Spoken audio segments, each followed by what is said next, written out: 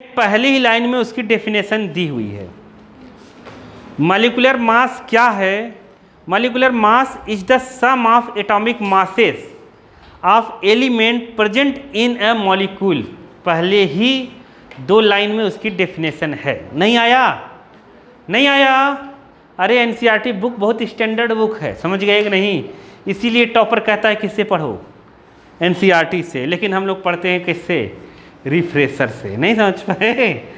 तो एनसीईआरटी पढ़ो, फिर एनसीईआरटी पढ़ लो तो दूसरी बुक भी पढ़ो, कोई दिक्कत नहीं है, लेकिन एनसीईआरटी पढ़ो। तो मॉलिक्यूलर मास क्या है? तो मॉलिक्यूलर मास की डेफिनेशन ये है कि जैसे ये मॉलिक्यूल्स है, मॉलिक्यूल्स में कितने एलिमेंट्स हैं? इसमें 2 हैं। एक हाइड्रोजन का एलिमेंट है और क्या है? एक ऑक्सीजन का। तो हाइड्रोजन के एलिमेंट्स में हाइड्रोजन के कितने एटम हैं? 2 हाइड्रोजन का एटम और एक किसका एटम है? ऑक्सीजन का। इन दोनों के मास का सम, इन दोनों के मास का सम आया कि नहीं? तो हाइड्रोजन का मास 1U है। देखो बुक वाले जो है अपने को लिखेंगे 1.008, लेकिन अपने को कहीं वो लिखना नहीं है, एंड पॉइंट लगा के अप्रॉक्सीमेट में लिख देंगे। नहीं आया?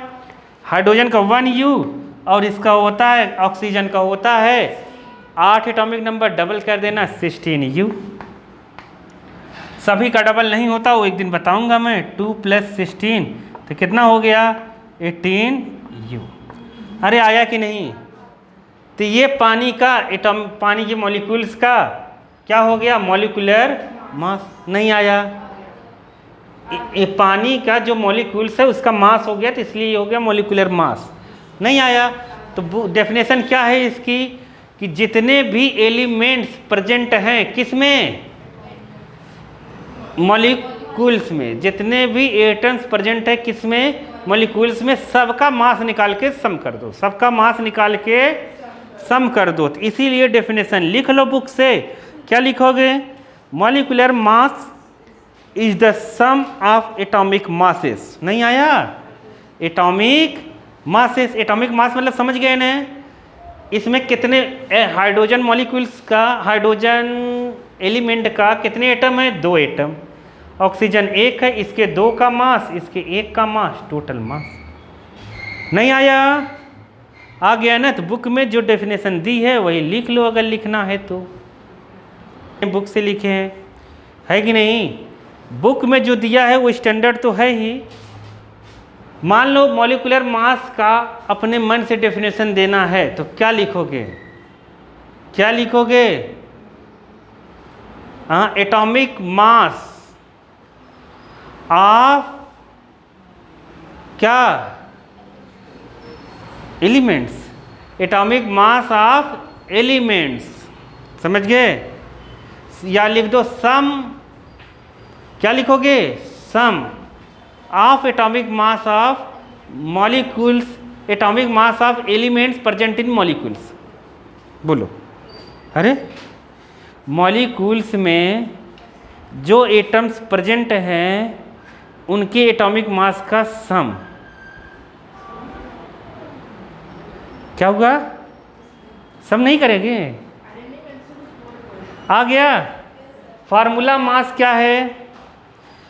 ये किसके लिए होगा मॉलिक्यूलर मास? कोवैलेंट के लिए। किसके लिए? कोवैलेंट कंपाउंड के लिए। अभी बताया था मैंने, नहीं समझे? कोवैलेंट कंपाउंड में लगेगा क्या? Molecular mass. नहीं आया?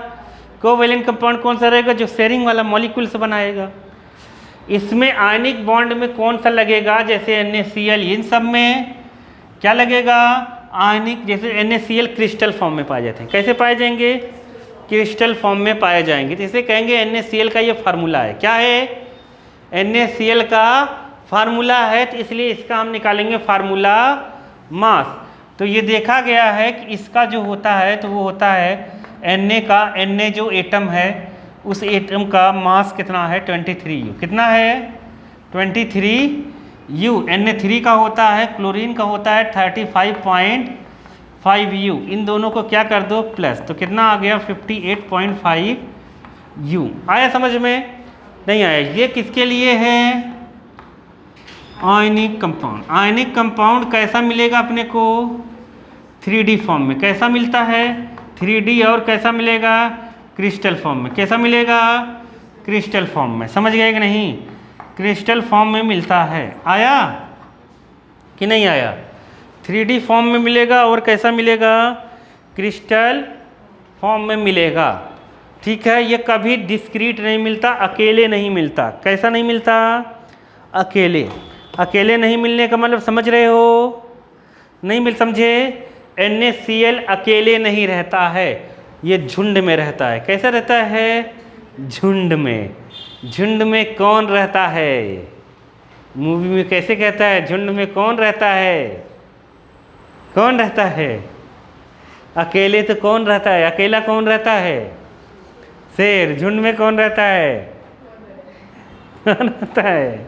चलो कोई बात नहीं है, कोई तो रहता होगा। देखो ये यू है, आपके समझ है। तो लोग कहते हैं मैं घर से निकलता हूँ तो मेरे आसपास 2-3 लोग आ जाते हैं। समझिए कि नहीं? तो ये 58.5 U आया समझ में? नहीं।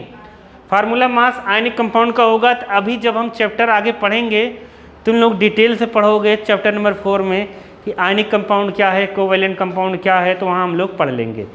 आया कि नहीं आया? नहीं आया? आ गया ना? तो जो कोवैलेंट कंपाउंड में होगा वो निकालेंगे फार्मूला। फार्मूला का मास जितने एटम प्रेजेंट रहेंगे, नहीं, कोवैलेंट कंपाउंड में मॉलिक्यूलर मास निकलेगा, जितने एटम प्रेजेंट रहेंगे उनका एटॉमिक मास निकाल के सम कर दो। फार्मूला में आयनिक कंपाउंड में निकालेंगे क्योंकि ये क्रिस्टल के फॉर्म में डिस्क्रीट है।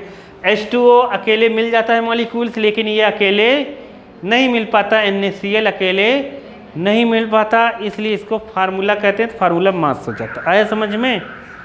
नहीं हमें आ गया ना? चले आगे चलते हैं। अब क्या करोगे? हैं? चलो आगे।